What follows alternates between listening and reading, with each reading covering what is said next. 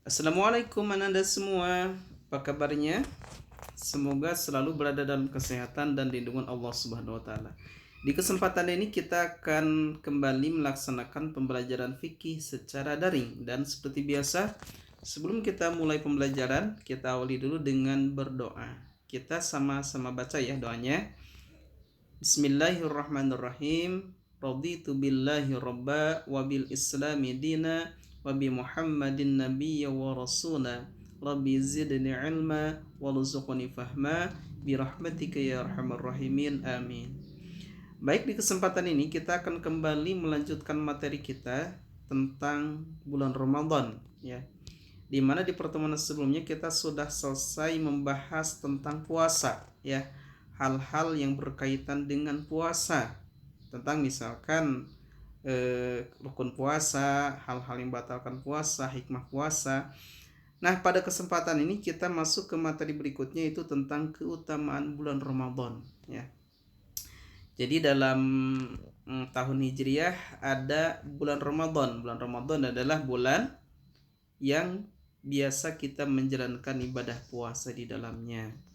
Nah, ternyata bulan Ramadan itu banyak sekali keutamaan, memiliki banyak sekali keutamaan yang sayang sekali apabila kita melewatkannya ya. Tidak memperoleh keutamaan pada bulan Ramadan ya. Terlebih lagi sebentar lagi kita akan masuki bulan Ramadan. Ya, kita harus tahu nih keutamaan apa aja yang ada pada bulan Ramadan, sehingga dengan kita mengetahui keutamaan bulan Ramadan, kita akan ingin bersegera berjumpa dengan bulan Ramadan. Kita akan gembira dengan datangnya bulan Ramadan. Dalam sebuah hadis dikatakan, barang siapa yang gembira dengan datangnya bulan Ramadan, maka Allah akan mengharamkan jasadnya dari api neraka. Yuk kita simak sama-sama apa aja keutamaan bulan Ramadan, agar kita gembira kelak dalam menyambut menyongsong bulan Ramadan. Keutamaan bulan Ramadan pertama, yaitu sebagai bulan Lailatul Qadar ya.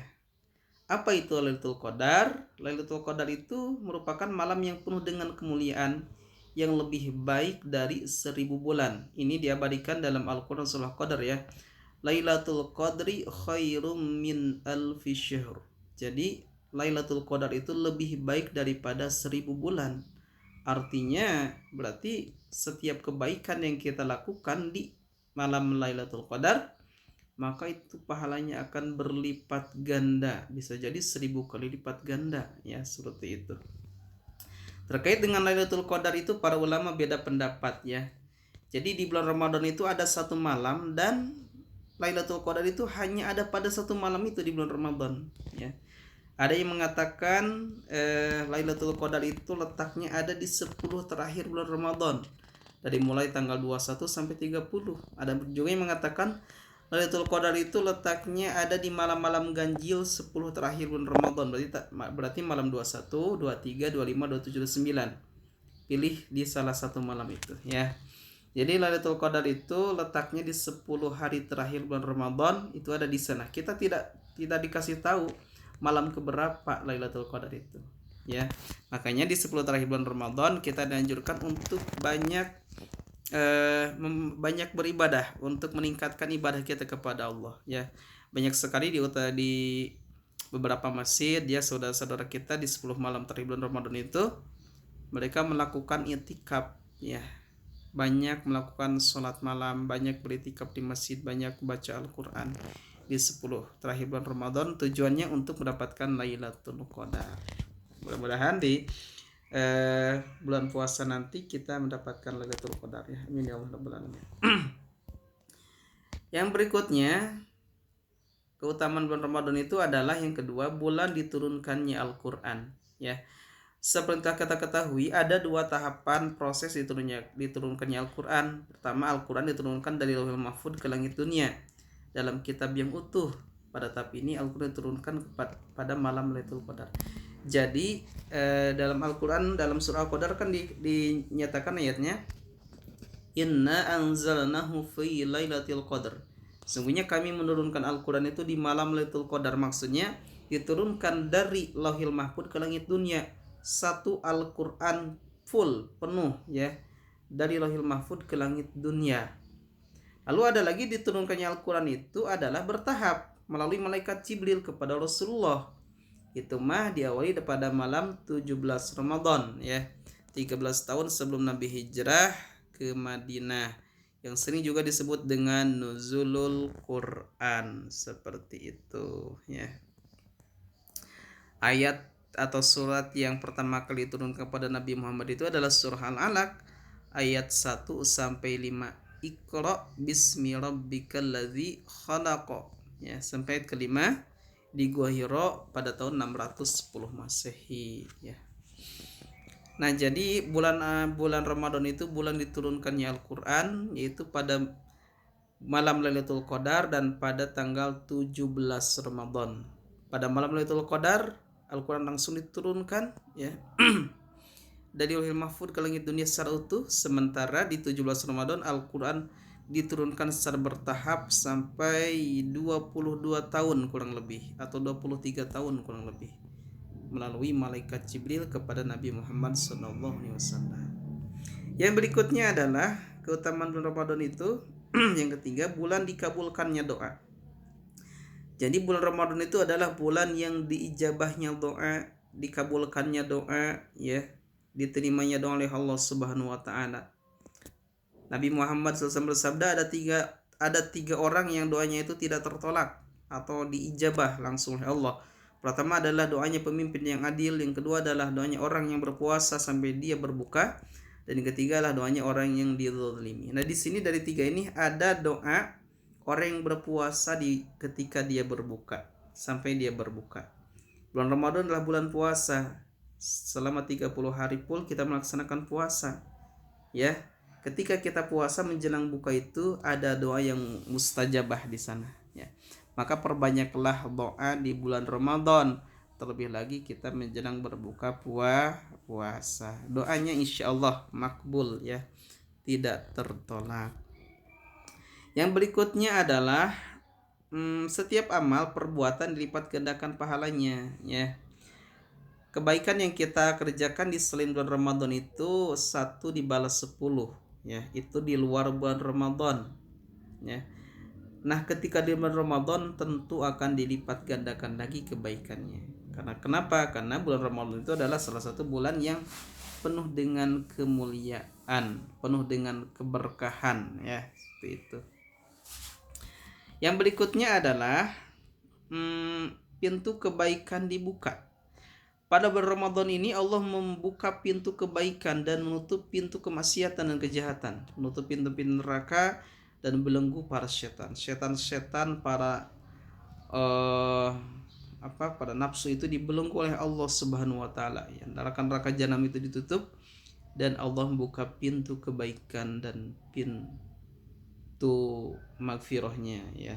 Jadi ketika kita berbuat baik di bulan Ramadan, Allah langsung terima kebaikan kita. Ketika kita beristighfar mohon ampun kepada Allah, Allah akan ampuni kita. Pintu maaf dan pintu kebaikan dibuka oleh Allah Subhanahu wa taala. Selanjutnya adalah bulan Ramadan merupakan bulan pengampunan dosa ya. Jadi ketika kita bertobat kepada Allah, kita mohon ampun kepada Allah Subhanahu wa taala, kita beristighfar, Allah akan mengampuni dosa kita ya. Ada sebuah hadis yang berbunyi, barang siapa yang berpuasa pada bulan Ramadan dengan penuh keimanan dan mengharap pahala dari Allah, maka dosa-dosanya yang telah lalu akan diampuni. Kita melaksanakan puasa bulan Ramadan 30 hari full dengan puasa yang baik, maka Allah akan menghapus dosa-dosa yang terdahulu ya, yang telah kita laksanakan ya. Dengan catatan kita puasanya itu adalah puasa dengan penuh keimanan dan ikhlas, berharap ridho dari Allah Subhanahu wa taala. Yang berikutnya adalah bulan terbaik untuk bersedekah ya. Rasul bersabda, man fattara shaiman kana lahu mithlu ajrihi ghairu annahu la yanqusu min ajri shaimi syai'an.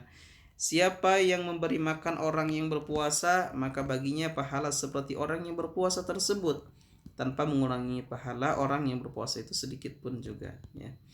Jadi ketika kita ya di bulan Ramadan, lalu kita misalkan memanggil teman kita, menyuruh teman kita, memanggil siapapun gitu kan, untuk berbuka di rumah kita. Orang tersebut berbuka dengan makanan yang kita suguhkan kepadanya, maka kita akan mendapatkan pahala, ya, pahala puasa sebagaimana pahala yang didapatkan oleh orang yang dikasih buka itu, gitu, tanpa mengurangi pahala orang yang berbuka itu tentunya, ya. Jadi ketika kita puasa kan kita dapat satu pahala puasa.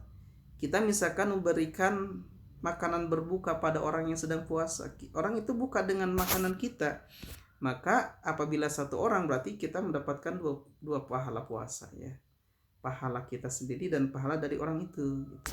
Apalagi kalau misalkan banyak sekali orang yang dikasih bukanya oleh kita, ya. Sehingga di bulan puasa ini kita sebaiknya banyak memberikan makanan berbuka, banyak memberikan takjil, ya, kepada masjid, madrasah, pesantren. Itu kan ketika kita memberikan makanan buat takjil, ya, bagi para santri, itu kan para santri banyak sekali, maka gak kebayang banyaknya pahala yang akan kita peroleh, ya. Tidak ada pesantren, kita memasukkan ke masjid. Di masjid juga suka banyak orang-orang yang bertajil, ya, banyak musafir, banyak orang yang di perjalanan gitu kan, yang tidak membawa bekal makanan, masuk ke masjid ternyata ada makanan untuk berbuka, mereka akan gembira, mereka akan berbuka dengan makanan kita, maka kita akan peroleh pahala berlipat ganda dengan kita memberikan makanan pada orang yang sedang berpuasa. Itu terlebih lagi bulan Ramadan itu ya memang bulan sedekah. Rasulullah SAW, beliau adalah orang yang sangat dermawan, dan beliau lebih dermawan lagi ketika masuki bulan Ramadan. Nah ini berarti sudah beres ya terkait dengan keutamaan bulan Ramadan. Terakhir adalah bulan terbaik untuk bersedekah. Di sini ada hadis. Hadis ini dihafal, ya, dihafalkan, dibaca, ya. Tidak dihafalkan juga tidaknya tahu arti dari hadis ini, hafal artinya sehingga kita dapat mengamalkannya, ya, seperti itu. Nah, berarti beres materi kita. Selanjutnya Bapak ngasih tugas. Tugasnya adalah tuliskan 7 keutamaan bulan Ramadan yang tadi dibahas.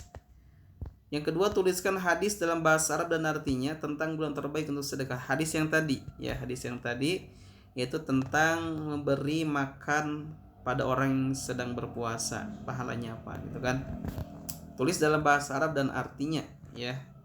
Jawabannya ditulis pada kertas 1 atau 2 lembar, dikumpulkan ke wali kelas paling lambat besok. Ingat ya, paling lambat besok dikumpulkan ke wali kelas, jangan sampai lupa, karena akan Bapak masukkan ke nilai. Mungkin itu yang dapat kita pelajari, mudah-mudahan ada manfaatnya. Terima kasih atas kesempatan, atas waktunya yang telah meluangkan waktunya untuk menyimak pembelajaran di pagi ini. Terima kasih juga kepada ayah bunda yang selalu setia mendampingi ananda-anandanya. Semoga menjadi ladang kebaikan, ya. Baik, dan seperti biasa sebelum kita akhiri, kita baca doa terlebih dahulu. Subhanallahumma bihamdika asyhadu an la ilaha illa anta astaghfiruka wa atubu ilaik. Assalamualaikum warahmatullahi wabarakatuh.